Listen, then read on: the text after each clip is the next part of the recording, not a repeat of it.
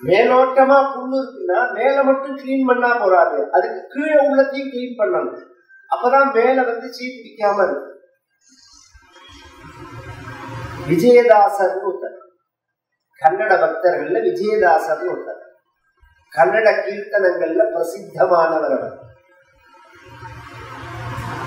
சதா ಹೃದಯದಲ್ಲಿ ವಾಸ ಮಾಡೋ ಶ್ರೀಹರಿಯೇ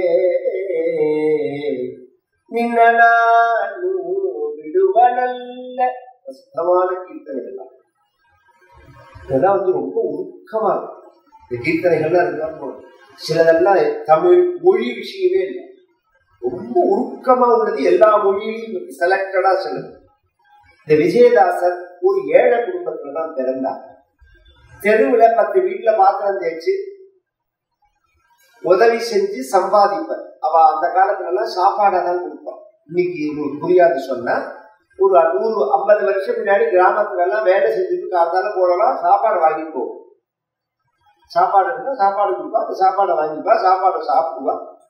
இந்த சாப்பாடை கொண்டு போய் வீட்டுல கொடுப்பறவர், வீடு பெரிய வீடு, 8 பேர் 10 பேர் உள்ள வீடு. அவர்கள்லாம் குழந்தைகள், இவருக்கு தங்கைகள், அதெல்லாம் தங்கை தம்பிகள்லாம். இவர் மூத்த பையன், அப்பா அம்மா வயசானவா. இவெல்லாம் சாப்பிட்டது போக இவருக்கு தூண்டு கூட இருக்காது மிச்சம். ஒரு நாளைக்கு பக்கத்து ஊர்ல ஒரு ஜமீன்தார் பணக்காரர் வீட்டுல கல்யாணம். அந்த கல்யாணம்னு உடனே இவர் அப்பா அம்மாட்ட சொல்லிட்டு கிளம்புறாரு. ஒரு 4 நாளைக்கு நான் போயிட்டு வரேன், நான் என்ன சாப்பிடணும்னு ஆசையா இருக்குன்னு. அந்த காலத்துல 4 நாள் கல்யாணம், 5 நாள் 8 நாள் பண்ணுவாங்க. அப்படிதான் சம்பிரதாயம். 8 நாள் கல்யாணம் பண்ணினான் இந்த கன்னட தேசத்துல. 8 நாள் என்ன விசேஷம்னு கேள்வோம். இன்னைக்கு எல்லாம் வந்து இன்விடேஷன் இருந்தாதான் உள்ள விடுவா, அப்படின்லாம் உண்டு. அப்படின்லாம் கிடையாது. எனக்கு தெரிஞ்சு என் கல்யாணம் பதியத்தான் 5 நாள் கல்யாணம். கிராமத்துல தெருவை பந்தலடைச்சு கல்யாணம் எப்படின்னா 2 வேளை தான், டிஃபன் கிடையாது. காலத்தால மத்தியான சாப்பாடு, ராத்திரி சாப்பாடு. இந்த 2 வேளை யார் வேணாலும் வந்து சாப்பிடலாம். இவாதான் சாப்பிடலாம், இவாதான் சாப்பிடக்கூடாதுன்னு கிடையாது. அதனால என்ன பண்ணுவார்கள்னா, பக்கத்து தெரு, பக்கத்து கிராமம், ஏழைகள், கங்காளிகள் இவெல்லாம் வந்து வரிசையா உட்காந்துருப்பாங்க. நானே பார்த்துருக்கேன் கல்யாணத்துக்கெல்லாம் 100-150 பேர் யாருமே தெரியாம எய்தாத்திர பக்கத்தாத்திரெல்லாம் உட்காந்துருப்பாங்க. இலை போட்டாச்சுன்னு சொன்னோடனே வந்தா வரிசையா உட்காருவா, சாப்பிடுவா, கிளம்பி போயிடுவா. இப்படியே நடக்கும். இப்படி இருந்த தேசம் இது. அது மாதிரி இவர் சாப்பிட போலான்னு போறப்ப ஒரு இடத்துல போய், அங்க எப்படின்னா கிராமத்து வீடு தானே, கூடம், தாவாரம், மிச்சம் அப்படின்னு 3 இடமா இருக்கும். இலை போடுறது கூடத்துல வந்து அந்த சம்பந்தி, இந்த உறவுக்காரெல்லாம் உட்காந்துப்பா. தாவாரத்துல கிராமத்துக்காரெல்லாம் உட்காந்துப்பா. மிச்சத்துல பகுலமா கலந்து உட்காந்துப்பாங்க. இவர் போய் கூடத்துல உட்கார்ந்து விட்டார். ஒரு இலை தான் மிச்சம் இருந்தது, அதுல உட்கார்ந்து விட்டார். ஃபர்ஸ்ட் ரோலேன்னு உங்களுக்கு புரியுற மாதிரி சொல்லணும்னா, அங்கேருந்து ஒருத்தர் வந்தார். அப்பா இருக்கா, நம்ம பிள்ளைய பேச அப்பா ஒருத்தருக்கு இடம் இல்லை, சொந்தக்காரானுக்கு, அதனால நீ கொஞ்சம் எழுதி போடாமி, நீ போய் அந்த இடத்துல உட்காந்துக்குவா, வாழை உட்காந்து ரெக்வஸ்டா தான் அவர் சொன்னார். அங்க போனா இடம் இல்லை. அங்க போன உடனே அங்க உள்ள ஒருத்தர் சூப்பர்வைசர் சொன்னார், கொள்ளையில கிணத்துல இருந்து தான் தண்ணி இறைக்கணும், ஜலத்தை கொஞ்சம் இறைச்சி கொடு, ஹெல்ப் பண்ணு, நீ அடுத்த பந்தியில சாப்பிடலாம் அப்படின்னு உடனே அங்க போனா வந்துட்டே இருக்கா கையாளப்பட்டுக்கு, இவர் இறைச்சிட்டே இருக்காரு. அது நெற்கல்ல முடிஞ்சு வந்து பார்த்தா பந்தி முடிஞ்சு போயிடும். சாப்பிட்றதுக்கு இடம் இல்லை, சாப்பாடும் இல்லை. அத்தனை பேர் வந்து சாப்பிட்டு தீர்ந்தும் போயிடுது. சமயக்காராட்டமே கேட்டா, நீ எங்கடா போன, 5000 பேர் சாப்பிட்டுருக்கா, இத்தனை நேரம் எங்க போனேன்னு கேட்கிறாரு. சரி வாசல்ல போய் படுத்துக்கலாம்னா, படுத்துக்கிறதுக்கு இவர் ஒரு இடத்துல உட்காந்துட்டாங்கன்னு ஒருத்தர் சொன்னார், நான் வந்து இங்க உக்ரானம் பாக்குறவன்டா குழந்தை, நான் இங்க இருந்துதான் இவாளெல்லாம் பார்க்க முடியும், இது நான் படுத்துக்கிறனும், வேற ஏதாவது ஒரு இடம் இருந்தா நீ பார்த்து படுத்துக்கணும், அந்த இடத்தையும் விரட்டி விட்டுட்டாங்க. இவருக்கு சாப்பிட்றதுக்கு இடம் கிடைக்கல, படுத்துக்கிறதுக்கும் இடம் கிடைக்கல. அப்போ உட்கார்ந்து விஜயதாசன் யோஜனை பண்றார், இடமே இல்லையா, சாப்பாடே இல்லையான்னா அப்படி இல்லை. 5000 பேர் சாப்பிட்டுருக்கா, நமக்கு தான் கிடைக்குது. 500 பேர் படுத்துட்டு இருக்கா, நமக்கு தான் கிடைக்குது. அப்ப ப்ராப்ளம் எங்க இருக்குன்னா நமக்கு தான், நம்மோட பாவம் தான் கிடைக்குது. இந்த பாவத்தை நாம போக்கிக்காம எங்க போனாலும் இப்படிதான். இதுதான் அடிப்படை. இதை சரி பண்ணிக்காம நீங்க எங்க போனாலும் அப்படிதான் இருக்கும் பிரச்சனை. அதை சரி பண்ணிக்கணும்னு தான் நினைக்கணும். சுவாபி ஸ்வகர்மகதி சந்தரணாய பும்சாம். கர்மாவனால ஏற்படக்கூடியதான சுகதுக்கங்கள் இருக்கு, அதுவும் பிரத்யேகமா துக்கம் இருக்கு. அதை ஒருத்தன் தாண்டணும். தாண்டணுங்கிறது இந்த இடத்துல தரணம்னு சொல்லல, நாராயண பட்டத்தில் சந்தரணம்ங்கிறார். முழுமையா தாண்டணுங்கிறார், அறகுறையா தாண்டக்கூடாது. அதுக்கு ஒரே வழி என்ன? எத்தனையோ பரிகாரங்கள் இருக்கு, அது அறகுறையா தாண்டி இருக்கு. ஒரு வியாதினா வியாதிக்கு மந்திரிக்கலாம், இல்ல ஊர்ல போய் யாரையும் முடியர் கட்டிக்கலாம், இல்ல இன்னைக்கு தன்வந்திரி சுவாமியோட அலங்காரம், இந்த தன்வந்திரியை தரிசனம் பண்ணலாம். கமல கருணம் புத சுந்தரஸ்தம். பின்னாடி நாராயண பட்டத்துக்கு சொல்ல போறார் இந்த தன்வந்திரியை பத்தி வர்ணிக்கிறது. நனு தன்வந்தரி துத்திதோம் புராசே அமிர்தம் கலசே மகன் கராப்யம் அகிலா கையில அமிர்த கலசத்தை வச்சு பகவான் பால்கடல்ல இருந்து இப்படி வெளியில வந்த அந்த கோலமன் அந்த தன்வந்திரியை பூஜை பண்ணினாலும் வியாதி போகும். கவர்மெண்ட் மாத்திரையிலே வெள்ளை சேர்ந்து மாத்திரையை சாப்பிட்டாலும் வியாதி போகும். தனியார் ஆஸ்பத்திரியிலேயே வைத்தியம் பண்ணினாலும் வியாதி போகும். சித்தார்த்து போனாலும் வியாதி போகும். ஆயுர்வேதத்துக்கு போனாலும் வியாதி போகும். மந்திரிச்சாலும் வியாதி போகும். வியாதி போறதுக்கு பல வழிகள் இருந்தாலும் தெய்வத்துக்கிட்ட வரணுங்கிறது நிரந்தரமானது. அப்பதான் அதை தாண்ட முடியும். இன்னைக்கு கவனிக்கிறமே, அது எப்ப ஜனங்களுக்கு புரியறதுன்னா எடுத்த உடனே அது புரியல. இப்ப நான் சொன்ன எல்லாத்துக்கும் போயிட்டு கடைசியில சொத்தெல்லாம் ஒழிச்சு கட்டிட்டு இனி வைத்தியம் பண்றதுக்கு பணம் கிடையாதுன்னு சொல்றதே, டாக்டரும் மருந்து வேலை செய்யலன்னு சொல்றதே கோவில் கோவிலா ஏறி இறங்கலாம். நீ வைத்தியம் தான் பொசத்தின்னா வைத்தியத்தோட நிறுத்திக்க வேண்டியதானே, எதுக்கு பூஜை பண்ற? அதான இந்த கேள்வியே. வைத்தியமே உன்னை காப்பாத்துனா அப்புறம் எதுக்கு பூஜை பண்ற? வைத்தியம் பண்ணினாலும் அந்த மருந்து டாக்டர் கொடுத்தாலும் டாக்டர் வசதியா இருந்தாலும் மருந்து வசதியா இருந்தாலும் உடம்புல அது வேலை செய்யணுமே, அதுதானே இந்த விஷயமே. அப்ப தெய்வத்தை பிடிச்சுக்கணும்னு தோன்றதோ, அப்ப தெய்வத்தை பிடிச்சிருந்தா இதுக்கு நிரந்தர தீர்வு. சாபி ஸ்வகர்மகதி சந்தரணாய பும்சாம் உத்பாதமே சரணம் சிசவே சசம்சா. சொல்ல குழந்தையும் தெய்வத்தை பிடிச்சுக்கணும்னு வர ஆகர்ணியசோபி பவதர்ச்சன நிஷ்சிதாத்மா மணிநிலே நகராத்தில பஞ்சவருஷா சந்திருஷ்ட நாரத நிவேதித மந்திரமார்கः வமாரதார்த்த தபஸா மதுகானநாந்தே. சில பேருக்கு தோணும் நீங்க சொல்றதெல்லாம் வாஸ்தவம் தான், எனக்கு ஒன்றும் தெரியாது சார் அப்படின்னு. நீங்க தெய்வத்தை புடிச்சுக்கணும்னு நினைச்சுட்டா உங்களுக்கு என்ன தேவையோ அது தெய்வம் காமிக்கும். அந்த எண்ணம் நமக்கு ஆழ் மனசுல இல்லாததுனாலதான் தடுமாறும். ஆழ் மனசுல பகவான் தான் கதின்னு நாம நினைச்சுட்டா பாதை தானாது. பாதையை பகவான் காமிப்பான், அந்த பாதையில கூட்டின்னு போறவாளையும் கூட அனுப்புவான் பகவான். எத்தனையோ பேருடைய வாழ்க்கையில இதெல்லாம் பிரத்யட்சமான விஷயம். நாரதர் வந்தா இந்த குழந்தைய பார்க்கிறா, எங்க போறேன்னு கேட்டார். அப்பா இது மாதிரி விவரங்கள்லாம் சொன்னா வான்னு சொல்லி பவதர்ச்சன் நிச்சிதாத்மா. முதல்ல கொஞ்சம் அவனை கலைச்சு பார்த்தா நாரதர், உங்க அப்பா மணிதானே ஏறணும், நான் ஆயிடுச்சுலையோ உட்காந்து வைக்கிறேன், அதெல்லாம் ஆசையாள். எங்க அம்மா சொல்லிட்டா நான் பகவான் தான் எனக்கு போகும், நான் அப்பா மடியில உட்காந்து வைக்கிறேன். எங்க அப்பா விரும்பலையே நான் உட்காரணும்னு விரும்பி இருந்தா அப்பயே சொல்லியிருப்பாரு. விரும்பாத அப்பா மடியில உட்காந்து நான் என்ன பண்ண போறேன்? அப்ப எனக்கு இந்த உலகத்துல எல்லா நாளையும் அவமானப்படுத்தப்பட்ட நான் உயர்ந்தவனாய் காமிக்கிறேன். வீழ்வேலன் நினைத்தாயோ பேர்பட்ட வார்த்தை பாரதியார். வீழ்வேலன் நினைத்தாயோ, நான் விழுந்துருவேன் நினைச்சியா, எழுந்து உட்காருவேன், ஜெயிச்சு காமிப்பேன் அப்படிங்கிறார். அது மாதிரி எனக்கு வாழணும் அப்படின்னு ஒண்ணு. பவதர்ச்சன நிச்சிதாத்மா. எனக்கு மணி இல்லை, என்னோட 4 நாள் தான் பாக்கி இருக்கு. 4 நாளுக்குள்ள ஓரளவாக நாராயணியை கவர் பண்ணணும். அதுக்காக வேகமா சொல்லிட்டு போறேன். கேட்டு மாலா நாராயணி. ஏன்னா அந்த ஒரு சின்ன கேப்சூலுக்குள்ள அத்தனை சக்தியை வைக்கிற மாதிரி ஒவ்வொரு பதத்துல கொண்டு வச்சுட்டு போயிருக்காங்க நாராயண பட்டம். அங்க உள்ள 10 ஸ்லோகத்துல விஷயத்த ஒரு பதத்துல சொல்லுவது.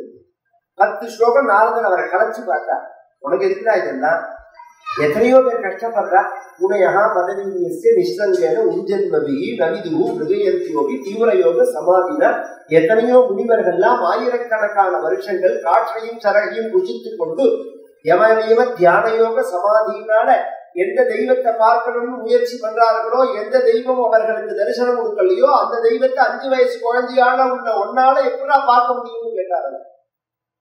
இத்தனை விஷயம் அவன் கேட்டான். இதை சொல்றதுக்கு தான் வந்தேலான்னு கேட்டான்.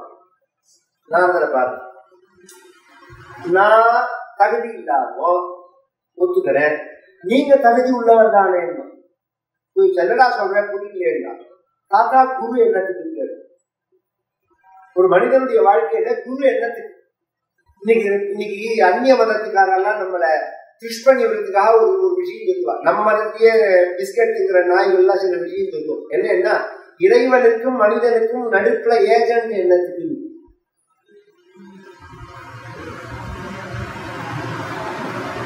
ஒரு காரியம் ஆகணும்னா கவர்மெண்ட்ல அப்ளிகேஷன் போடுறா கூட அதுக்கு ஒரு ஏஜென்ட் தேவைப்படுது. நீங்க நேரடியாக அந்த அப்ளிகேஷன் அக்செப்ட் பண்ணுறதுக்கோ பண்ணுவாளா பார்ப்போம். பேச்சு வேணா நல்லா இருக்கும். இது எல்லாருக்கும் உள்ள பிரச்சனை. ஒரு கவர்மெண்ட் சொல்லலைன்னா எல்லா இடத்துலையும் இருக்கு. அது மாதிரின்னு கூட சொல்ல வரலன்னா, நான் தெய்வத்துக்கிட்ட போறதுக்கு எனக்கு ஒரு தகுதி வேணும். அந்த தகுதி எனக்கு கிடையாது. இந்த குருநாதர் எனக்கு அந்த தகுதியை கொடுப்பார். நடக்கிற சக்தி உள்ளவன் நடந்தே போயிடலாம். நடக்க முடியாதவன் எப்படி தாய் கையை பிடிச்சி அழிச்சுட்டு போறாளோ அது மாதிரி குருநாதர் என்னை கை பிடிச்சி அழிச்சுட்டு போறவன். அப்படிங்கிறது நீங்க என்ன அழிச்சுட்டு போகலாமே தெய்வத்துக்கிட்ட, எனக்கு அந்த தகுதியை கொடுக்கலாமேன்னா அதனாலதான் அவர் அழிச்சுட்டு போய் நிவேதித மந்திரமார்க்காக துவாதசாட்சரி மந்திரத்தை உபதேசம் பண்ண பகவானை குறிச்சு தபஸ் பண்றான். மதுகானே தாவத்தமோவலரிஸ்வசிதே திகந்தே தேவார்த்திதஸ்வமோது தேவார்த்திதா கமுனய கருணாத்ரசேதாஹ தத்ரூப சித்ர சரணிலீன மதே புரஸ்தாத் ஆவிர்பூதித விபோ கருடாதிரூடா. பகவானுக்கு தபஸ் பண்ணி 5 மாசம் இவன் தபசு சித்தியாச்சு. இதுக்கு குரு காரணம். ஆயிரக்கணக்கான வருஷம் தபஸ் பண்ணினா கூட இந்த சில கோவிலுக்கு போனா சில பேர் பாடுவா, சில பேர் நாதஸ்வரம் வாசிப்பா. சங்கீதம் தெரிஞ்சவாங்க நான் சொல்றது புரியும். 10 நிமிஷம் அவ பாடுறத கேட்டாலும் நாதஸ்வரத்தை கேட்டாலும் என்ன ராகம்னே புரியாது. இவ என்ன ராகத்துல பாடுறா அப்படிங்கிறதே புரியாது. மன்னாடு சில பேர் இருக்கா பாருங்க, திருவாரூர் ராஜரத்னம் இந்த மாதிரி சில பேர், எம் எஸ் சுப்பலட்சுமி அம்மா மாதிரி சில பேர் முதல் பதத்திலேயே அந்த ராகத்தோட ஜீவனை காமிச்சுட்டு போவோம். 2க்கும் வித்தியாசம் இருக்கும். 10 நிமிஷம் பாடினாலும் என்ன ராகம்னு தெரியாது. 10 செகண்ட்ல இது இந்த ராகம்னு காமிக்கிறவன் தான் புத்திசாலி. அது மாதிரி ஆயிரக்கணக்கான வருஷம் தபஸ் பண்ணினாலும் பகவானை இன்னார்னு புரிஞ்சுக்க முடியாது. நாம முயற்சி பண்ணினா குரு கிருப்பா இருந்ததுன்னு வச்சுக்கோங்க, 5 மாசத்துல தபஸ் சித்தியாயிடும். அந்த தபஸோட ரூட்டு புரிஞ்சு போயிடும் எப்படி பண்ணணும்னு. 3வது மாசத்துல தியானம் சித்திச்சு. முதல் மாசம் 3 நாளைக்கு ஒரு தடவை சாப்பிட்டா, 2வது மாசம் 6 நாளைக்கு ஒரு தடவை சாப்பிட்டா, 3வது மாசம் 9 நாளைக்கு ஒரு தடவை சாப்பிட்டா, 4வது மாசம் 12 நாளைக்கு ஒரு தடவை சாப்பிட்டா, 5வது மாசம் சாப்பிடவே இல்லை. இப்படி இருக்கு. ஒரு 5 வயசு குழந்தையால இப்படி தபஸ் பண்ண முடியுமா? முடியும். சாப்பிடாம இருக்க முடியுமான்னா முடியும். என்ன இதெல்லாம் வெறும் குருட்டுத்தனமா நம்ம சாஸ்திரங்கள் சொல்லிட்டு போகல, இதுல உள்ள சூக்ஷ்மத்தை சொல்லிட்டு போறேன், தேடுவோம். நாம சாப்பிடுறது என்ன? உணவு. அதுல இருந்து சக்தி நமக்கு எப்படி வருது? உங்க படிப்பு மெக்கா, உங்க படிப்புனா உங்க படிப்பு இல்லை, மெக்காலை படிப்பு குப்பைக்கு சமானம்னு சொல்ற மாதிரிலாம் இதனாலதான். இத்தனை படிச்சவாளுக்கும் பதில் சொல்ல தெரியல. ஏன்னா எல்லாம் இதை படிச்சுட்டு தான் வந்திருக்கு. ஸ்டார்ச்னு ஒன்று சூரியன்ல இருந்து தாவரங்களுக்கு வரும். அந்த தாவரத்துல உள்ள அந்த ஸ்டார்ச்சை நாம் எடுத்து சாப்பிட்றதுனாலதான் நமக்கு சக்தியா இருக்கு. இது சூரியன்லேருந்து வர ஒளியில இருக்கு. அதை நேரடியா நாம கிரகிச்சுக்கிறதுக்குள்ள கெப்பாசிட்டி நமக்கு கிடையாது. அந்த பயிர்களுக்கு ஓஷதிகளுக்கு தான் இருக்கு.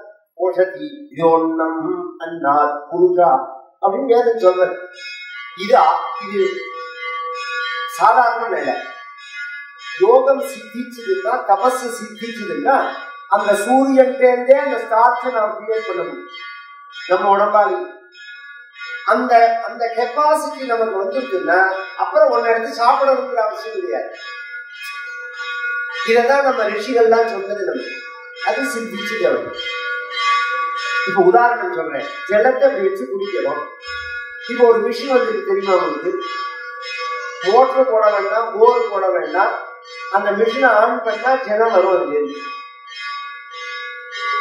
காத்துல உள்ள ஜலத்தை உண்மையில பிரிச்சு ஜலமா மாத்திர மிஷின் இருக்கா? இப்ப நாம சுவாசிக்கிற காத்துலயே ஜலம் இருக்கு. அந்த மிஷின் என்ன பண்ணும்னா போரோ டேங்க் கனெக்ஷனோ கொடுக்க வேண்டாம். அதுவே அந்த காத்துல இருந்து பிரிச்சு நல்ல ஜலத்தை கொடுக்கும். ஒரு அல்பமான ஒரு டெக்னாலஜியில இதை பார்க்கணும். நான் ஜலத்தை குடிக்க வேண்டாம், காத்துலயே ஜலம் இருக்கு. இது மாதிரிதான் நம்ம சாஸ்திரங்கள்லாம் எல்லாமே சொல்றது. அப்ப சூரியன்டே அந்த உணவை நம்மளால எடுத்துக்க முடியும். ஆனா அது வெறும் விஷயம். யோகாபியம் யமனியம தியான யமனியம ஆசன பிராணாயாம பிரத்யாகார தாரணா தியான சமாதி அப்படிங்கிற அஷ்டாங்க யோகத்துல அது சித்திக்கு வருது. இவருக்கு அது சித்திச்சது ஆகாரம் இல்லாம பகி கும்பகம் வேற அப்படின்னு மூச்சை வைத்து மூச்சை விடாம உள்ள வச்சுக்கிற பத்தியா அதுக்கு கும்பகம்னு பேரு. மூச்சு பயிற்சியில அதுக்கு கும்பகம்னு பேரு. பிராணாயாமத்துல இது உள்ள வச்சுக்கிற பத்தியா இதுக்கு அந்த கும்பகம்னு பேரு. வெளியில விட்டுட்டு பேசாம இருக்கும். இதுக்கு பகி கும்பகம்னு பேரு. இது வெளியில விட்டுட்டு பேசாம இருந்தா ஒரு மாசம் பகி கும்பகமா பகவான் பிரத்யக்ஷமாயினா. ஏன்னா போக்கஸ் பண்ண பண்ண சைட்ல உள்ளதெல்லாம் விலகி அதை நேரம் எதுவோ அதை முடிக்க வேண்டியதாங்க. அதுதான தபஸ்ன்னு பேரு. புடிச்சா பகவான் பிரத்யக்ஷமாயிட்டார்.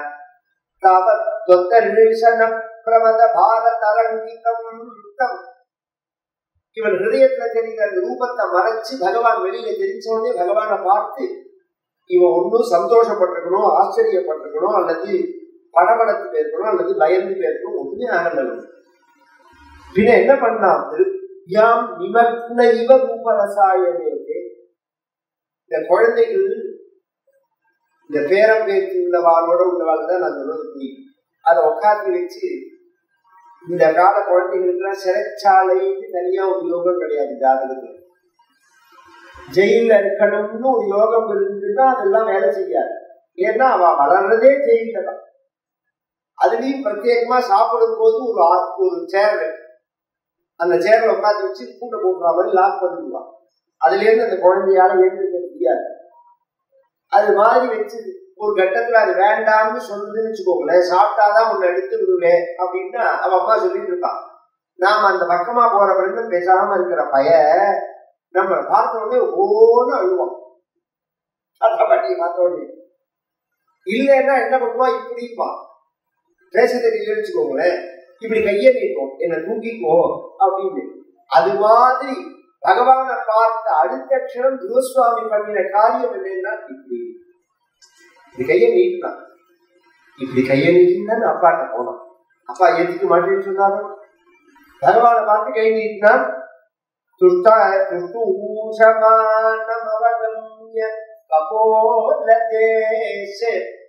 இப்படி கையை நீட்டின குருசுவாமி கண்ணத்துல தன் சங்கத்தால பகவானுக்கு கடவினான், தொட்டான்.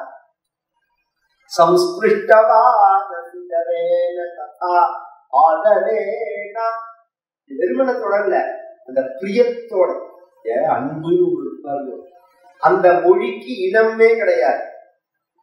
நீங்க அன்பை காண்பிக்க தெரிஞ்சுடுத்துனா உலகத்துல உள்ள எல்லாத்துக்கும் உங்களோட பேச தெரியும். ஒரு பாம்பை கூட தடவி கொடுத்தா அதுக்கு தெரியும் நாம அன்பா தடவி கொடுக்கிறோங்க. சத்தியம் நான் சொல்றது. எத்தனையோ பேர் சரித்திரத்துல எல்லாம் அதை நான் பார்த்துருக்கேன், நேர பிரத்யட்சமா பார்த்துருக்கேன். ஒரு சுவாமிஜி இருந்தார், ஆலங்குடி தெரியவா அப்படின்னு ஒரு மகா முடிகொண்டாள் இருந்தார். அவர் பின்னாடி வந்து சுவாமிகள் அவருக்கெல்லாம் தங்கினார். அவர் கதை சொல்றதே ஒரு பெரிய நல்ல பாம்பு பக்கத்துல படுத்து, நல்ல பாம்பு பெரிய நல்ல பாம்பு வந்து பக்கத்துல படுத்துக்கும். கதை கேட்கிறவா பயப்படுவா, பேசாம தோணும். அது பாட்டுக்கு கொடுத்துருப்பாரு, லேசா தட்டி கொடுத்துட்டு இவர் பாட்டு கதை சொல்லுவார். கதை முடிஞ்சோடனே அது கலந்து போயிடும். இப்ப சிருங்கேரியில மகா சன்னிதானம் இருக்காரு, இவருக்கு பின்னாடி அபிநவ வித்யாதீர்த்த மகா சன்னிதானம் இருந்தார். அவர் வந்து மேல மலையில தபஸ் பண்ணும் போது அவர் கழுத்துல வந்து ஒரு பாம்பு சுத்திய போது ரெகுலரா தபஸ் முடிஞ்ச உடனே இப்படி இறங்கையாக அப்படி தட்டி கொடுக்குறாரு. தட்டி கொடுத்த உடனே கீழே இறங்கி அது பாட்டு போயிடும். இதெல்லாம் சரித்திரத்துல இருக்கு, பார்த்தவா இருக்கா. அன்புங்கிறது அப்படி. அந்த அன்பை பகவான் காமிச்ச அந்த ஆதரேனே அப்படின்னு உடனே 12 ஸ்லோகத்தினால ஸ்தோத்திரம் பண்ண. உனக்கு என்ன வேணும் அப்படின்னு கேட்க, உன் சரணத்துல பக்தி தான் வேணும்னு சொல்ல பகவான் இந்த உலகம் முழுவதுக்கும் நீ ஒரு ராஜாவா இருப்ப, உனக்கு 36,000 வருஷம் ஆயுசு, இந்த உலகத்தை நீ ஆண்டுட்டு கடைசியில என்கிட்ட நீ வருவே அப்படின்னு சொல்லி அனுகிரகம் பண்ண. அதே மாதிரியே துருசுவாமி உலகம் முழுக்க ஆண்டுட்டு கடைசியில 36,000 வருஷம் முடிஞ்ச உடனே அந்த பவத் புருஷநீத விமானயாதா மாத்ராசமம் துவபதே புஜிதோப்யயாஸ்தே, அவ அம்மாவோட சேர்ந்து வைகுண்டம் போனான் அப்படின்னு சரித்திரம் சொல்லி, மூத்தவனான பிருது சரித்திரம் சொல்லி பூலோக வர்ணனம் பண்ணி, அந்த வம்சத்திலேயே இந்த பிருது சரித்திரம் சொல்லிட்டு மூத்தவனான பெரியவர்தன்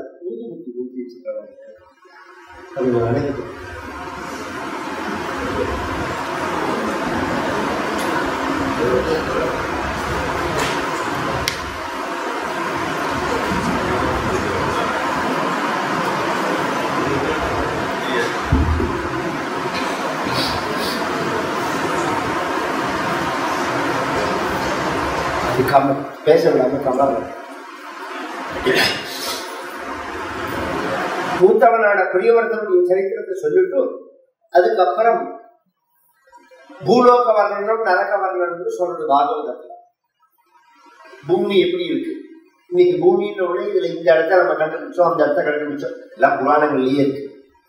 சப்தத்வீபா வசுமதி சசைல வடகானனா. இந்த பூமி எப்படி இருக்குன்னா 7 தீபமா இருக்கு. ஒரு தீபம் அப்படின்னா 4 பக்கத்திலையும் சமுத்திரத்தினால சூழப்பட்டதுக்கு தீபம்னு பேரு. 7 தீபம். இப்ப நமக்கு உங்களுக்கு புரியுற மாதிரி சொல்லணும்னா கண்டம்னு சொல்றது எல்லாம் ஏசியா கண்டம், ஐரோப்பா கண்டம், ஆப்பிரிக்கா கண்டம் எழுதுல. இது மாதிரி எவ்வளவு இருக்குன்னா 7 இருக்கு. இதுதான் நம்ம சாஸ்திரங்கள்ல சொல்றது. அதுல எந்தெந்த இடத்துக்கு என்ன பேருங்கிறதையும் சொல்றது. நாளடைவுல வந்து பேர் மாறும், பூமி மாறாது. உங்களுக்கு புரியுற மாதிரி சொல்றேன். ஹிஸ்டரி மாறும், ஜியோகிராபி மாறாது. ஹிஸ்டரி மாறும், ஜியோகிராபி மாறும், எங்கேயாவது மாறவே மாறாது. ஏன்னா அது அப்படியே தான் இருக்கும். பேர்கள் பின்னாடி வந்து அந்த ராஜா வந்து அவன் பேர் மாட்டிட்டு போவான். ஒரு காலத்துல கங்கையும் யமுனையும் சேர்ற இடம் இருக்கிறதுல இதுக்கு பிரயாக்னு பேர். ரிஷிகேசத்துல இருந்து மேல நம்ம பத்ரி கேதார் போனோம்னா தேவ பிரயாக், உத்தர பிரயாக், இப்படி வரிசையா வந்துட்டே இருக்கு. எந்த இடத்துல கங்கையோட இன்னொரு நதி சேர்ந்தாலும் அதுக்கு பிரயாக்னு பேர். அதுல பெருசு எதுனா யமுனை சேர்றதுதான். யமுனைங்கிற நதி சேர்றதுதான் கங்கையில பெரிய பிரயாகு. அதனால அதுக்கு பிரயாக் ராஜ்னு பேர். ஒரிஜினலா புராணங்கள் எல்லாம் பிரயாக் ராஜ், பிரயாகத்துக்கு ராஜா அப்படி. நாளடைவுல இஸ்லாமியர்கள் வந்தவங்க அந்த பேரை மாத்தினாங்க, அலகாபாத்னு மாத்தினாங்க. இப்ப பழையபடி அந்த இடத்துக்கு பிரயாகராஜ்னு பேரை மாத்திட்டாங்க. இந்த ஊருக்கு சென்னை பட்டணம்னு இருந்தது. அப்புறம் மெட்ராஸ்ன்னு மாத்தினாங்க. இப்ப திருப்பி சென்னைன்னு மாத்திருக்காங்க. நார்த் இந்தியாவில போய் இப்ப நீங்க சென்னைன்னு சொன்னா அவருக்கு தெரியாது. எங்கேருந்து வரேன்னா மதராசியான்னு கேட்போம். நம்ம கண் எதிர்த்து அப்படியே எல்லாம் மாயூரம்னு இருக்குது. ஒரிஜினலா அதுக்கு மயிலாடுதுறைன்னு பேர். தமிழ்ல மயில் ஆடு துறை. மயூரனா சம்ஸ்கிருதத்துல மயூரம்னா மயில்னு அர்த்தம், தமிழ்ல மயில். அப்புறம் மாயூரம்னு பேச்சுல வந்து அப்புறம் மாயவரம்னு மாத்தினார். இப்ப பழகி மயிலாடுதுறைன்னு மாதிரி எல்லாம் மாறும். ஆனா இடம் மாறாது. இது முழுக்க பூமி முழுக்க வர்ணிக்கப்படுறது பாகவதத்துல. சொர்க்கம் இருக்கு, நரகம் இருக்கு. பாவம் பண்ணினா நரகத்துக்கு போகணும், புண்ணியம் பண்ணினா சொர்க்கத்துக்கு போகணும். மற்ற மதங்கள்ல பாவத்தை ஒத்துக்கிறா, புண்ணியத்தை ஒத்துக்கலவா. நாஸ்திகவாதிகள் புண்ணியத்தையும் ஒத்துக்கல, பாவத்தையும் ஒத்துக்கல. ஆனா நம்ம சாஸ்திரம் என்ன சொல்றதுன்னா அப்படி ஒண்ணு இருக்கான்னா இருக்கு. அர்த்தம் இன்னும் சொல்ல போனா கபிலோபதேசத்துல அத்தைவ நரக ஸ்வர்கா, இஞ்சையே நரகமும் இருக்கு சொர்க்கமும் இருக்கு. ஒரு எண்ணெய் கொப்பரையில போட்டு பொறிப்பா அப்படின்னு நரகத்துல இருக்கு. இந்த பழைய காலத்துல நரக படம்னு இருக்கு. இந்த திருவிழாக்கள்ல சமயத்துல 2 படம் இருக்கும் அந்த காலத்துல. பரமபதம்னு ஒரு படம், ஏணிப்படியில ஏறது, பாம்பு ஏணி இருக்கும், தாயக்கட்டை மாறுறது, அந்த படம் இருப்பா. இந்த நரக படம் இருப்பா, பார்த்த வாழ்க்கை தெரியும். அதை வாங்கிட்டு வந்து வீட்டுல கேலண்டரா மாட்டுவான். குழந்தைகளுக்கு சொல்லி கொடுப்பாங்க வாழ்க்கை முறை எப்படி இருக்கு காமிக்கிறதுக்கு. பரமபதம் பாவம் பண்ணினா நரகத்துக்கு போகணும் அப்படின்னு. அந்த நரகத்துல எண்ணெய் கொப்பரையில போடுவான், எண்ணெய் சட்டியில நம்மளை போட்டு பொறிச்சிருப்பான்னு. அப்படி ஒரு உண்டா? அதெல்லாம் போயின்னா நம்மளே நார்மலா ஒரு பெரிய சமையல் பகுலமா பண்ற சமயத்துல பார்த்தேன்னா அந்த எண்ணெயில ஒரு ஈயோ அல்லது ஒரு பள்ளியோ ஏதோ ஒரு விழுந்துன்னு வச்சுக்கோங்க. விழுந்து பொறிச்சு போறத நம்ம பார்க்கிறோம் கண்ணுக்கு எதிர்த்தாப்புலையே. அப்ப அது ஒரு தண்டனை தானே, அந்த ஜீவனுக்கு அது ஒரு தண்டனை தானே. தண்டவாளத்துல அப்படியே கண்டன் துண்டமா உடம்ப போறத பார்க்கணும், ரோட்ல அப்படியே நெசிங்கி சப்பையா போறத பார்க்கணும் உடம்பு. நான் என்ன சொல்றேன், உயிர் போகணும்னு தலையில இருக்கு, அது வேற விஷயம். இப்படி போகணும்னு என்ன இருக்கு, இது மாதிரி முறையில போகணும் அப்படின்னு ஏன்? அப்ப அது ஒரு கர்மா. நம்ம சாஸ்திரப்படி பாவம் பண்ணினா இந்த பலன், புண்ணியம் பண்ணினா இந்த பலன். அப்ப ராஜா கேட்டான், பாவம் பண்ணினா பாவத்தை போக்கிக்கிறதுக்கு பிராயஷ்சித்தங்கள்லாம் இருக்கணும், இருக்கு. பிராயஷ்சித்தங்கள்லாம் பண்ணினா பாவம் போகும்போது போகும். ஆனா பாவம் பண்ணணுங்கிற எண்ணம் போகாது. பாவம் தான் போகுமே தவிர பாவம் பண்ணணுங்கிற எண்ணம் போகாது. ஒரு மனிதனுக்கு தெய்வத்துக்கிட்ட வந்தாதான் இப்ப பிராயஷ்சித்தம் தான். தெய்வத்துக்கிட்ட போறத பிராயஷ்சித்தமா எல்லாரும் சொல்றாங்க. பிராயஷ்சித்தம் பல வகை இருக்குன்னு வச்சுக்கோங்க. அதுக்கெல்லாம் இப்ப டைம் கிடையாது, நிறைய இருக்கு. கிருஷ்ண சாந்திராதி விரதங்கள் இருக்கு, தானங்கள் இருக்கு, விதவிதமான பூஜைகள் இருக்கு. பெரிய உதாரணம் சொன்னா பெரிய ஆச்சரியமா இருக்கு. பெரிய கண்டம் உழைக்கிறதே கஷ்டம் அப்படின்னா எருமக்கடா தானம் பண்ணுறது, காலை எரும தானம் பண்ணுறது, மகிஷ தானம் புத்தகத்துல இருக்கு.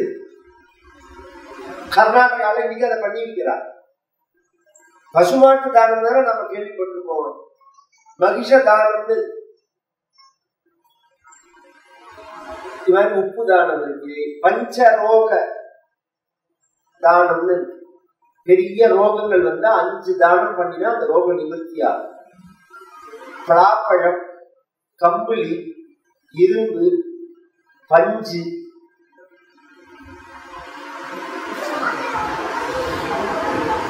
கம்பளி, இரும்பு, பஞ்சு, பலாப்பழம், பூசணிக்காய். பலாப்பழம், இரும்பு, பஞ்சு, கம்பளி, பூசணிக்காய் இதை தானம் பண்ணினா பஞ்சரோக நிவர்த்திகர தானத்துக்கு நம்மளுடைய ரோகம் நிவர்த்தி ஆகுது. ஆனா ஒரு பிரச்சனை என்னன்னா, இதை வாங்கிக்கிறவனுக்கு அந்த கெப்பாசிட்டி இருக்கு. இதை வாங்கிட்டா அவனோட தபஸ நமக்கு கொடுக்குற தபஸ் உள்ளவாளா இருக்கு. தபஸ் உள்ளவா இதை வாங்கிக்க மாட்டான். அதான் இந்த ப்ராப்ளம். தபஸ் உள்ளவா வாங்கிக்க மாட்டா. தபஸ் இல்லாத வெற்றி விட்டு கொடுத்தா தானமா ஆகாது. இதை போடுவோம். இது மாதிரி நிறைய இருக்கேன்னா எல்லாம் இருக்கு. பாவம் போகும், பாவம் பண்ணணுங்கிற எண்ணம் போகாது. தனக்கு பாவமும் போகணும், பாவம் பண்ணணுங்கிற எண்ணமும் போகணும்னா பக்தினாலதான் போகும் அப்படின்னு சொல்லி அந்த பக்தி எந்த அளவு இருந்தா பாவம் போகும் அப்படிங்கிறதுக்கு ஒரு கதை சொல்றேன். அஜாமிலோ நாம மஹீசுரப்புரா சரண் விபோ தர்ம பதான் கிருஹாஸ்ரமி 22வது தசகம். குரோர் கிரா காரணமேத்ய திருஷ்டவான் சுபிருஷ்டசீலாம் குலடாம் மகாகுலாம் ஸ்வத பிரசாந்தோபி ததாஹிருதாசயः சுதர்மமுத்ஸ்ருத்யதயா சமாச்சரன் அதர்மகாரி தசமி பவன் புனः ததோ பவான் நாமயுதே சுதேரதி. அதாவது ஒரு பிராமணன், சத்பிராமணன். பிராமணன் பேரு சாஸ்திரங்கள்ல பிராமணனை எப்படி சொல்றதுன்னா வேதம் படிச்சாதான் அவன் பிராமணன். பிறப்புனால பிராமணன் கிடையாது. அவன் வேதம் முழுக்க படிச்சிருக்கணும், அப்பதான் அவன் பிராமணன் கொண்டுதான். அது மாதிரி இவன் பிராமணன். பூர்ணமா வேதங்கள்லாம் படிச்சு சாஸ்திரங்கள்லாம் வாசிச்சு வேதங்கள்ல சொல்லப்பட்ட தர்மங்கள்லாம் இவனால கடைபிடிக்கப்பட்டு ஒரு நாளைக்கு காட்டுக்கு சமைத்து தர்மம் எடுக்க போன இடத்துல ஒரு பிராஸ்டியூட் கேளை பார்க்க அவளோட இவனுக்கு சிநேகம் ஏற்பட ஒரு வேசி, கவனிச்சு கேட்கணும், வேசி வேற தாசி வேற. சாஸ்திரங்கள்ல தாசி தாசன் சொன்னா வேலை செய்கிறவான்னு அர்த்தம். இன்னைக்கு ராமானுஜதாசன், காளிதாசன், சிவதாசன், அம்பாள்தாசன், முருகநாதாசன் அப்படிலாம் சொல்ல முடியல. முருகதாஸ் அப்படிலாம் சொல்ல முடியல. இதெல்லாம் தாசன் தான் வேலை செய்யறவன். நான் அவருக்கு கட்டுப்பட்டவன் அர்த்தமே தவிர வேசினாதான் பிராஸ்டியூட் கேள்வி. விட புருஷன்னா பிராஸ்டியூட் ஆம்பளை. இந்த ரெண்டுமே இருக்கு சாஸ்திரத்துல. விட புருஷன், வேசி. அவளோட பழக்கம் ஏற்பட்டது. சங்கம் தான் புத்திக்கு காரணம்னு வச்சுக்கோங்க. நல்ல சங்கம் விவேகத்துக்கு காரணம், கெட்ட சங்கம் அவிவேகத்துக்கு காரணம். யாருமே தப்பு பண்ணும் போது உன்னை பார்த்து மனசுல ஒரு தடுமாற்றம் வந்துச்சுன்னா நல்ல சங்கத்துக்குள்ள வந்துட்டா அந்த தடுமாற்றத்தை கட்டுப்படுத்த முடியும். மனசு தடுமாறும். கோவில்ல வந்து சுவாமியை பார்த்தோம்னா அந்த மனசு அடங்கிடும். அந்த தடுமாற்றத்தை வளர்க்கிற மாதிரி உள்ள சங்கத்துக்கு போனேன்னா மேல மேல அது வளர்ந்ததே போகும். அப்ப அவிவேகம்னு பேரு. விவேகம்னா என்னன்னா விவேச்சன புத்தி, இந்த பகுத்தறிவுங்கிற அர்த்தம். அதுக்குதான் விவேகம் பேரு. இது நல்லது, இது கெட்டது, இது சத்தியம், இது அசத்தியம், இது உண்மை, இது தர்மம், இது அதர்மம், இது பாவம், இது புண்ணியம் அப்படின்னு பிரிச்சு பார்க்கறதுக்கு தான் பகுத்தறிவுன்னு பேரு, விவேகம்னு பேரு. அந்த விவேகம் நல்ல புத்தி உள்ளவாளோட பழகினாதான் வரும். தனிமையில இருக்கிறதே தடுமாற்றம் வரத்தான் வரும் யாருக்குமே. இவனுக்கு தடுமாற்றம் ஏற்பட்டது. அவள்கிட்ட பேசினா அவளோட தொழிலே இருந்தாங்க. அதனால அவ ஒன்னும் ஆட்சேபனை சொல்லல. அவளோட பழக்கம் ஏற்பட்ட உடனே அப்பா அம்மாவுக்கு அவசரா தெரிஞ்ச உடனே நீ இதெல்லாம் பண்ணாத, ஒரு கல்யாணம் எடுத்து கொண்டாடி இருக்கா அப்படிலாம் சொல்லி பார்த்தா ஒரு தடவை தப்பு பண்றதே தான் நம்ம மனசாட்சியே நமக்கு சொல்லும், இதை பண்ணாதேன்னு சொல்லி. அந்த தப்பையே திருப்பி பண்ணினா அப்புறம் என்ன பண்ணணும்னா நம்ம மனசாட்சியே சப்போர்ட் பண்ணும். இது மாதிரி தப்பு பண்றியே கரெக்டா அப்படின்னு கேட்டா நீ ஏன் தப்பு பண்றேன்னு கேட்டா அதுக்கு என்ன பதில் சொல்லணும்? ஒன்னும் நான் இந்த காரணத்தினால பண்றேன், இல்ல தெரியாம பண்ணிட்டேன் அப்படின்னு தான் சொல்லணும். உடனே நீ தப்பு பண்றியேன்னு கேட்டா நீ யோக்கியனான்னு நம்மள கேட்போம். உடனே நீ ஏன்டா இந்த தப்பு பண்றேன்னு கேட்டா அயோக்கியனோட அடையாளம் என்னன்னா உடனே நீ யோக்கியனான்னு கேட்க. நான் யோக்கியனா இல்லையாங்கிறது, நீ இந்த தப்பை ஏன் பண்ணினேங்கிறதுதான கேள்வி. அதுக்கு பதில் சொல்ல மாட்டான். ஏன்னா அவன் புத்தியா சப்போர்ட் பண்ணாதவனுக்கு நாளடைவில் இவன் மனைவியும் விட்டு போயிட்டா, அப்பா அம்மா காலம் ஆயிட்டா, இவன் தடுமாற்றத்தை அடைஞ்சதுனால விருத்தி போயிடும். விருத்தினா தொழில் பிராமணர்களுக்கு பூஜை புனஸ்காரம் தான் வருமானத்துக்கு வழி. இவன் பிராமணனா பிராமணனா இருந்தாதானே அதை அடைய முடியும். அதனால யாருமே இவனை பூஜைகள்லாம் கூப்பிடுறது இல்லை. அதுவும் இப்ப எடுத்து அதனால அந்த வேசியோட சேர்ந்துட்டு இவன் திருட ஆரம்பிச்சான். அந்த வேசி ஒரு வேடுவ ஸ்திரீ. அவளுக்கு இந்த பிராமணா சாப்பிட்ற அந்த அந்த மெத்தேடுகள் எல்லாம் சமைக்க தெரியாது. வேணா மோர் குழம்பு ஒத்துக்குழம்புல வச்சு கொடுப்பாங்க. கடை கவுதாரி எல்லாத்தையும் சமைச்சு போட அது அவனுடைய உணவு போற. அது ரைட்டா தப்பா உயர்வா மட்டமான்னு நான் பேச வரல. அது அப்பாவுடைய உணவு போற. உணவெல்லாம் இருந்ததுல அந்த சிஸ்டமா நீங்க சாப்பிடலன்னா கீழ மாற்றம் இருக்குவது. இதெல்லாம் நிறைய ரிசர்ச்ல சொல்லியிருக்கோம். ஆனா அதெல்லாம் வெளிவராத பார்த்துக்கோ. இந்தியாவில் உலகம் முழுக்க அதெல்லாம் ரிசர்ச் பண்ணி ஆர்டிகல்லாம் நிறைய வருது. ரெகுலரா ஒரு சிஸ்டத்துல நீங்க சாப்பிட்டு ஒரு சிஸ்டத்தை மாத்தினா உங்க ஜீன்ல மாற்றம் வரும், குழந்தை வரும். ஒரு பதார்த்தத்தை உள்ள போட்ட உடனே நம்ம உடம்பு ஒரு பழக்கத்துல இருக்கும் போது உள்ள போன உடனே இது பட்ட உடனே ஒரு மெசேஜ புத்திக்கு அனுப்புவது. இந்த தொண்டையில பட்ட உடனே ஒரு மெசேஜ் போகும் புத்தி. இது என்ன பதார்த்தம்னு அது மேட்ச் பண்ணி பார்க்கும். மேட்ச் பண்ண உடனே இது ஜலம், இது பால், இது மோர் அப்படின்னு உடனே இதை டைஜஷன் பண்றதுக்கு என்ன பண்ணணும், எதை நம்ம சுரக்க வைக்கணும்னு புத்தி ஆர்டர் கொடுக்கும். உடனே உடம்பு சுரக்க ஆரம்பிக்கும். அதுக்கு பழக்கமா உள்ளதா இருந்தா அது செரிமானம் பண்ணும். பழக்கம் இல்லாத ஒரு பிளாஸ்டிக்கை உள்ள போட்டேன்னா அதுக்கு என்னன்னு தெரியாது. இதை எப்படி செரிமானம் பண்ண வைக்கிறதுன்னு தெரியாது. இப்ப இதே கீரிக்குள்ள இருக்கு பாருங்க. பாம்பு கடிச்சா அந்த விஷமும் அதனாலதான் நமக்கு உயிர் போறது. பாம்பு விஷம் நம்ம உடம்புக்கு பழக்கம் இல்லாததுனால டைஜஷன் பண்ண முடியல. அதனால இதே கீரிக்குள்ளைக்கு பாம்பு விஷம் டைஜஷன் பண்ண முடியும் ப்ரோக்ராம் அது உடம்புல உண்டு. பாம்பு விஷமே ஒரு புரோட்டீன் தான், அது விஷம் கிடையாது. விஷம்னு சொல்றது அது ஒரு புரோட்டீன். அதை டைலூட் பண்ணி மெடிசனா மாத்தலையாவா அப்படிங்கிறது அது ப்ரோக்ராம் உள்ள ஒரு மிருகம். அதை ஜெரிமானம் பண்ணிக்கிற சக்தி அதுக்கு இருக்கு. நமக்கு ஜெரிமானம் சக்தி கிடையாது.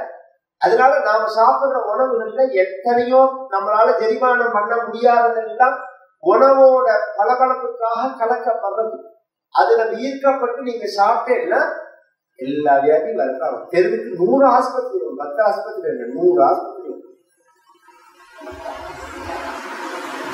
ராத்திரியில சாதம் சாப்பிடாதீங்கிற அதுவே முதல்ல தப்பு.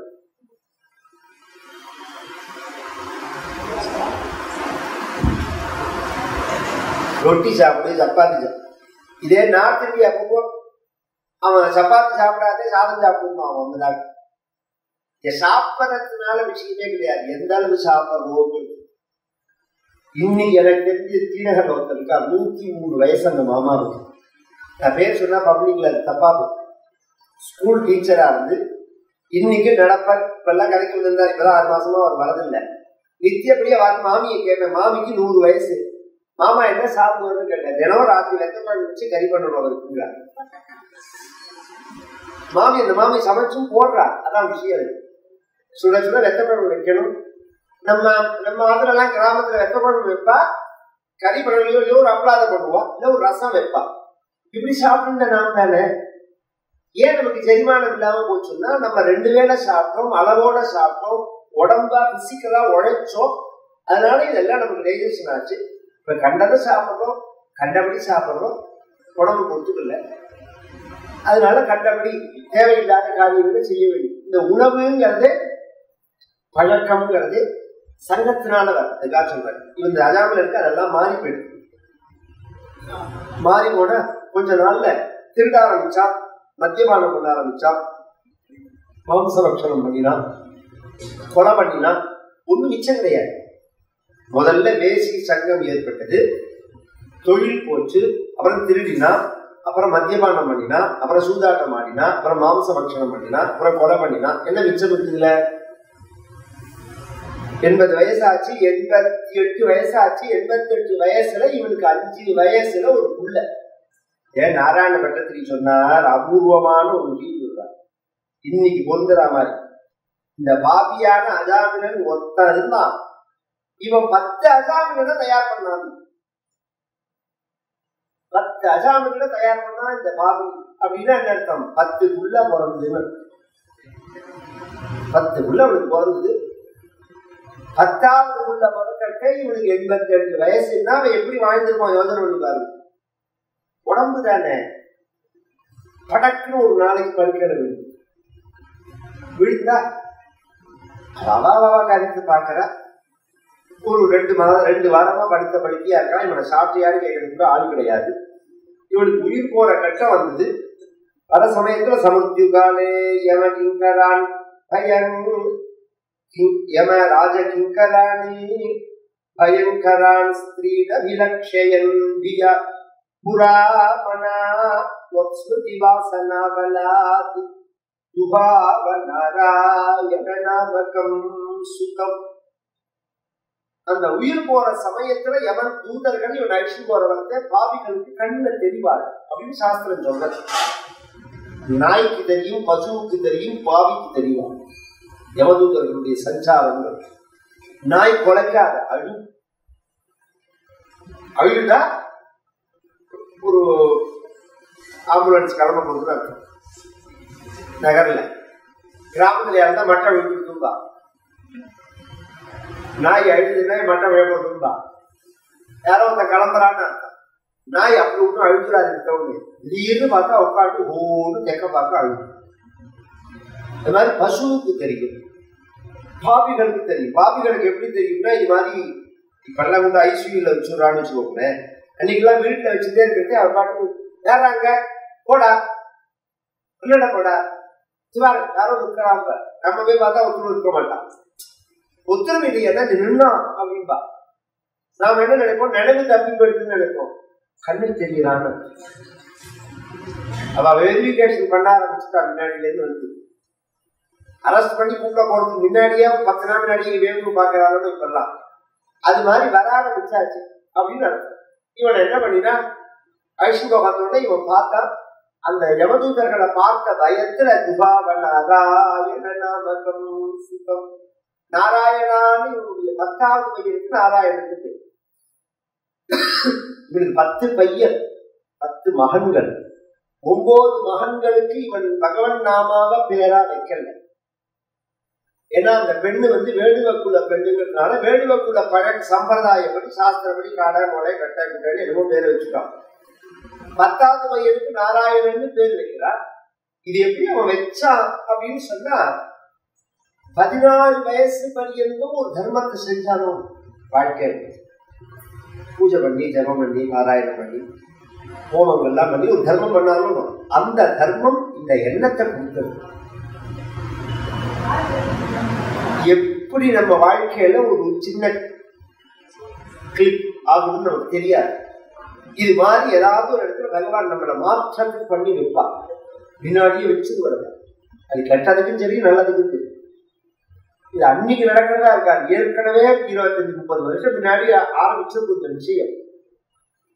இவனுக்கு நாராயணன்னு பேர் வச்சதுனால அவனை கூப்பிட இந்த புள்ள மேல உள்ள பாசத்தினால நாராயணான்னு சொன்ன அடுத்த க்ஷணம் துராசயஸ்யாபிதராஸ்ய நிர்கதஹ த்வதீய நாமாக்ஷர வைபவாத் மாத்ர வைபவாத் புரோபிபேதுஹு பவதீய பார்ஷதாஹ சதுர்புஜாஹ பீதபடா மனோரமாஹ த்வதீய நாமாக்ஷர மாத்ர வைபவாத். அந்த நாமத்தை நாராயணாங்கிற அந்த பெயரை தெரிஞ்சு பகவானோட நாமான்னு தெரிஞ்சு அவன் சொல்லல, ஸ்ரத்தையா சொல்லல, பக்தியா சொல்லல, வெறுமனதான் சொன்னான். நாமாட்சர மாத்திர எழுத்த சொல்ற மாதிரி சொன்னான். அதுக்கே 4 பேர் விஷ்ணு பார்ஷதர். விஷ்ணு பார்ஷதர்கள் தேஜோ வடிவமா இருப்பார்கள். யமதூதர்கள் கருப்பு வடிவத்துல இருப்பார்கள், இருட்டு வடிவத்துல. ஒளி வந்தா இருட்டு விலகுமோ அது மாதிரி அவர்கள் விலகிறார்கள். இந்த யமதூதர்களை பார்த்து இந்த விஷ்ணு தூதர்கள், விஷ்ணு பார்ஷதர்கள்லாம் விஷ்ணு தூதர்கள். உங்களுக்கெல்லாம் நமக்கு புரியணும், நமக்கு கதையை கேட்டு போயிடக்கூடாது. சிவன் கோவிலுக்கும் பெருமாள் கோவிலுக்கும் ஒரு வித்தியாசம் உண்டு. அந்த சந்நிதிக்கு முன்னாடி பெருமாள் கோவில பார்த்தோம்னா பெருமாள் மாதிரியே இருக்கு. துவாரபாலகர்கள் பெருமாள் மாதிரியே இருப்பாங்க. சிவன் கோவில்ல அப்படி இருக்க மாட்டார். பூதங்கள் தான் அந்த துவாரபாலகர். அதனால மீதி முறுக்கி பார்த்து பயமா இருக்கும். பெருமாள் கோவில்ல பார்த்தா அப்படியே பெருமாள் மாதிரியே 4 கை, சதுபுஜம், சங்கம், சக்கரம், கதய பத்மம். இது பெருமாளா அது பெருமாளான்னு சந்தேகம் பண்ண முடியும். இதுக்கு சாரூபியம்னு பேரு அந்த சாஸ்திரத்துல. அப்ப உள்ள இருக்கிற பெருமாளுக்கும் இந்த ஒரிஜினல் பெருமாளுக்கும் இவர்களுக்கு என்னத்துல வித்தியாசம்னா வினா கௌஸ்துபஸ்ரீஹி அப்படின்னா அந்த மார்புல கௌஸ்துபம்ங்கிற அந்த ரத்னம் இருக்காது. மகாலட்சுமி இருக்க மாட்டா. பாக்கி எல்லாம் பெருமாள் மாதிரி இருக்கு. ஒரிஜினலான பெருமாளுக்கு கௌஸ்துபமும் இருக்கும், மகாலட்சுமி இருப்பார். இவர்களுக்கு அது ரெண்டும் இருக்காது, பாக்கி எல்லாம் இருக்கும். அந்த மாதிரி விஷ்ணு பார்ஷதர்கள் வர அவர்களால் இந்த யமதூதர்கள் விசாரிக்கப்பட நீங்கள் யாரு, எதுக்கு இவனை அரெஸ்ட் பண்ணீர்கள் அப்படின்னு உடனே உங்களுக்கு அவன் சொன்னான் இவன் பாவம் பண்ணியிருக்கான் அப்படின்னு உடனே பாவம் எது புண்ணியம் எதுன்னு தெரியுமானால் தெரியும். வேதங்கள்ல சொல்லப்பட்டது புண்ணியம், அதுக்கு எதிர்மறையானது பாவம். வேத பிரணிதோ தர்மஹா அதர்மஹா தத் விபர்யயா அப்படின்னா சத்தியம் வதா அப்படின்னு வேதம் சொல்றது. வேதம் நெகட்டிவா சொல்லாது. ஆச்சரியம். நாமும் அதை தெரிஞ்சுக்கணும். குழந்தைகளுக்கு நெகட்டிவா சொல்லக்கூடாது. வேத மாதாவும் குழந்தைகளை பார்த்து பொய் சொல்லாதேன்னு சொல்லக்கூடாது, திருடாதேன்னு சொல்லக்கூடாது, உண்மை பேசுன்னு சொல்லணும், குடுன்னு சொல்லணும். ஏன் சொல்லக்கூடாது? திருடாதேன்னு ஏன் சொல்லக்கூடாது, பொய் சொல்லாதே ஏன்னு சொல்லக்கூடாதுன்னா 3 வயசு குழந்தைக்கு நீங்க பொய் சொல்லாதேன்னு சொல்லும் போது அந்த குழந்தை கேட்கும் பொய்னா என்னன்னு கேட்கும். அப்ப பொய்யை நீங்க தான் அதுக்கு அறிமுகப்படுத்தி வைக்கிறீங்க. அதுக்கு தெரியாத பொய்யை நீங்க தான் அறிமுகப்படுத்தி வைக்கிறீங்க. சத்தியம் வதா அப்படின்னு ஒரு நெகட்டிவா நீங்க டீச்சிங் பண்ணணும். வேதம் எப்போதுமே நெகட்டிவா டீச்சிங் பண்ணாரு. சத்தியம் வதா. அப்ப அதர்மம்னா என்ன? அதற்கு எதிராக என்ன? அது விபர்யா. அதுக்கு எதிர்மறையா நீங்க என்ன சொல்றீங்களோ அது அதர்மம். அது மாதிரிலாம் பண்ணும். அதெல்லாம் சரிதான். இவன் பண்ண பாவத்துக்கெல்லாம் இவன் ஒரு பரிகாரம் பண்ணிட்டாங்க. ஸ்ருதி ஸ்மிருதிப்யாம் விஹிதாம் பிரதாதயா உனந்தி பாபம் நடுனந்தி வாசனம் அனந்த சேவா துனிகிருந்ததி த்வயி இதி பிரபோ தொத்புருஷா பபாஷிரே அனேன போஜன்ம சஹஸ்ர கோடிபிஹி கிருதேஷு பாபேஷ்வபி நிஷ்கிருதி கிருதா யதக்ரஹீம் நாம பயாகுலோ ஹரேஹ இதி பிரபோ தொத்புருஷா பபாஷிரே ரிணாம் அபுத்யாபி முகுந்த கீர்த்தனம் தஹத்யலோகான் மகிமாஸ்ய தாதுஷஹ யதாக்னிரேதாம்சி யதௌஷதங்கதானி இதி பிரபோ தொத்புருஷா பபா. அபூர்வமான ஸ்லோகங்கள் இதெல்லாம். ஸ்ருதி ஸ்மிருதி. ஸ்ருதினா வேதம், ஸ்மிருதினா சட்ட நூல். தெய்வம் இல்லைங்கிறவங்க கூட ஸ்ருதின்னு பேரிக்கிறான். அதான் விஷயம். ஸ்ருதி அப்படின்னா வேதம்னு அர்த்தம். காதால கேட்கறதுக்கு ஸ்ருதின்னு பேரு. ஸ்மிருதி அப்படின்னா சட்ட நூல்கள் அர்த்தம். அந்த வேதங்கள்ல சொல்லப்பட்ட விஷயங்களை நமக்கு புரியாததை எடுத்து எழுதியிருக்காங்க அந்த சட்ட நூல்கள். இப்ப இந்த இந்தியன் பீனல் கோடு அப்படின்றது